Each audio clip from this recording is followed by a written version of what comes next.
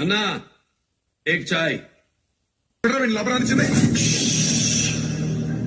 Support చెయ్య మాట్లాడనీకొచ్చినా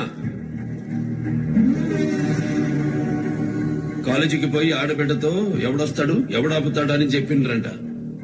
అందుకే వచ్చిన.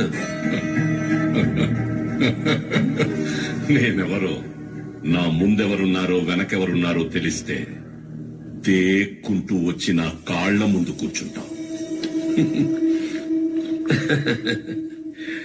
మీరంటే పైసలు ఉన్నారు సారు. మీ ముందు వెనక చాలా మంది ఉంటారు. మేం గరీబాడు. మా ముందు వెనక ఎవరుంటారు?